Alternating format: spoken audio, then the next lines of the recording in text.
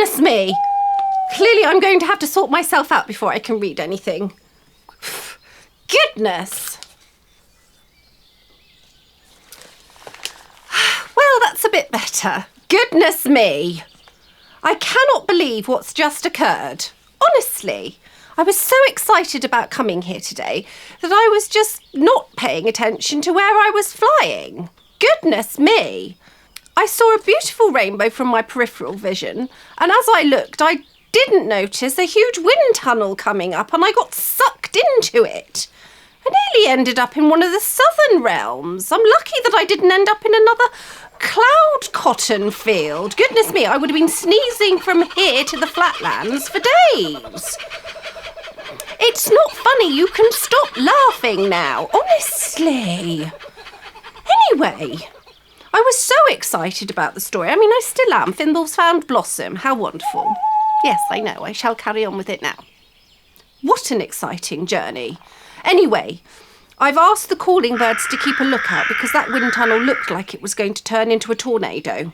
And if it heads this way, I'm afraid I will have to abruptly go, but hopefully we can tell as much of Thimble's story as possible. Now, let us carry on. I'm so excited that she's found Blossom. The embers of the fire were still glowing from the night before, and the two little fairies were curled up fast asleep in a huge chair underneath a bookcase in the corner of the room. Stefan tiptoed in and placed a jug of water on the table alongside a collection of berries in a large bowl and left Thimble and Blossom to sleep. The sand trolls had lived in Valley Keep for nearly as long as time itself, and were the gatekeepers to the ancient land of Rocher, which sat secretly somewhere between the flatlands and the flat mountains. Now, sand trolls were indeed trolls of sorts, and had indeed evolved and descended from the bigger flatland trolls, who now lived in the flatlands with little tolerance of any living being. However, unlike flatland trolls, sand trolls had learnt to respect the nature creatures around them and live in harmony with all living things. The sand troll's appearance was also not at all like the flatlands troll's huge frame, which towered over all other creatures in surrounding realms, with huge stomachs which hung over the top of their belted trousers. Goodness me! Flatland trolls also had rougher skin and bristly hair which grew on their chins. They had large hairy noses with wide nostrils for snorting, and their eyes were small and dark. I know, I quite agree with you. In contrast, Stefan and his fellow sand trolls were short, burly beings with soft skin and much kinder faces. Their noses were remarkably small for a troll, and they could almost pass as a large pixie in certain light. And they were certainly a lot more preened than the scruffy trolls of the flatlands. And they definitely smelt a lot better too. I know. They liked to live peacefully tucked out of the way of the outside world, and because they were much smaller than other trolls, they did not enjoy any form of confrontation. Well, no, thank goodness. Nobody should be confronting anybody. There's always a hope in my heart that all the other... Yes, I know, I'm going on about hope again. He's absolutely right. I shall get on with the story. Now, the Dryads of Rocher lived next to the flatlands in a very secret realm, far, far away from anyone finding their precious magical ways and traditions. They were small, vulnerable beings who lived mostly amongst the trees and plants which grew in abundance across their home.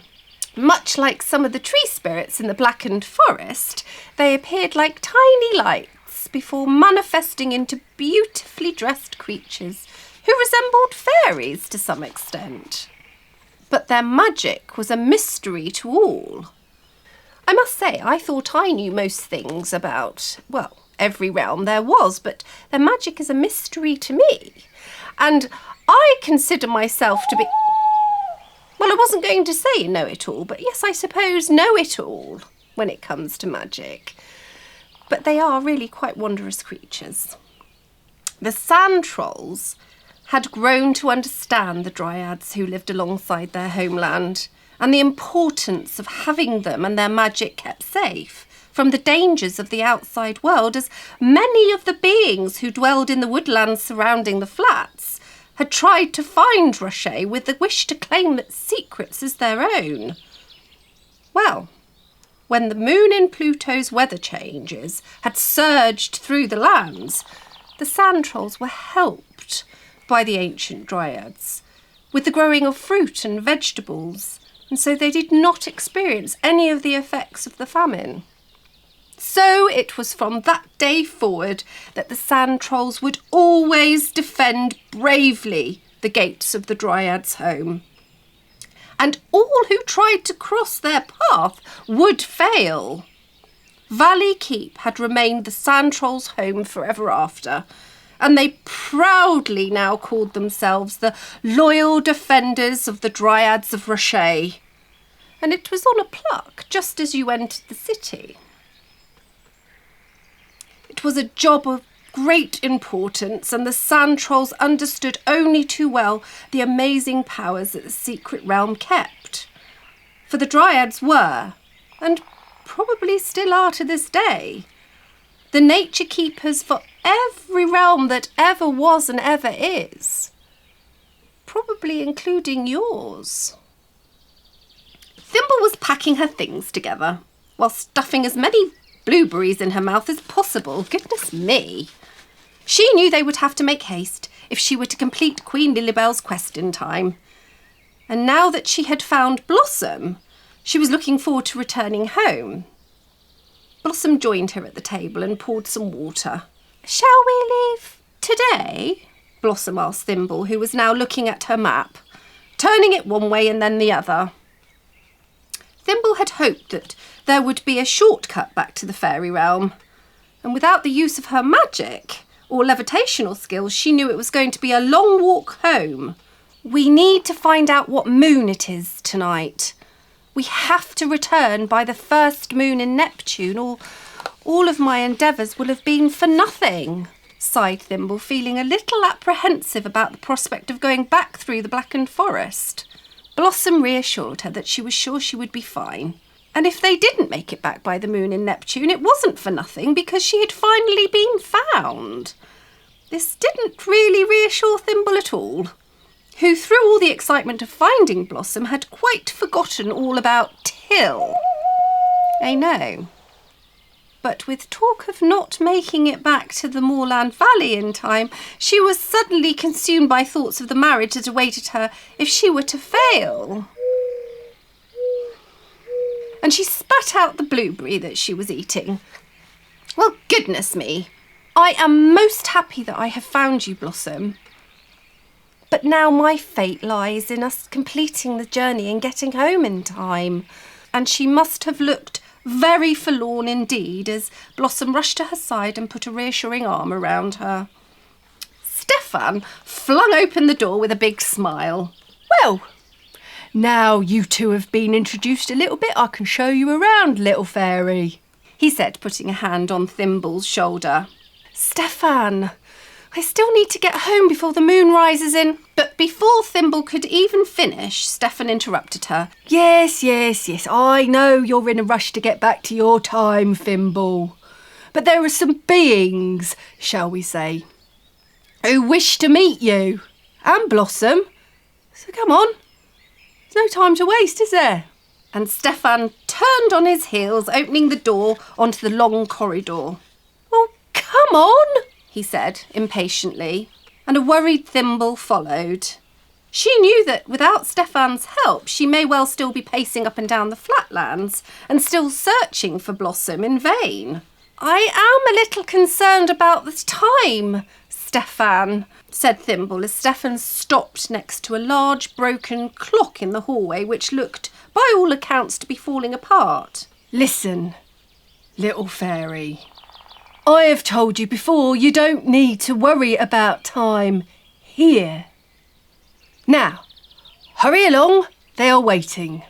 And Thimble knew she had no choice other than to follow the sand troll down the corridor and out of the huge door of his house, closely followed by Blossom. As they made their way through the streets of Valley Keep, they saw that other sand trolls were hard at work, building or pushing barrels of wheat and corn into storage sheds. Everywhere they turned, other trolls greeted Stefan with a wave and a "Hello, mucker, me old troll," and Stefan responded with a wave or nod. Goodness. Thimble noticed how beautiful all the houses on each street were, and the flowers growing in the brickwork reminded her so much of Thane and the elves. Oh, goodness! Those are the calling birds. It would appear that wind tunnel has got larger. I shall have to go, I'm afraid. I certainly don't want to get caught in that again. Goodness me, no.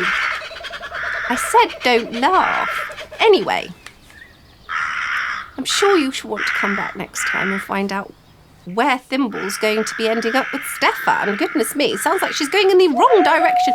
Yes, I'm coming, I know. Now, until then, take care. And remember, don't stop believing, especially in you.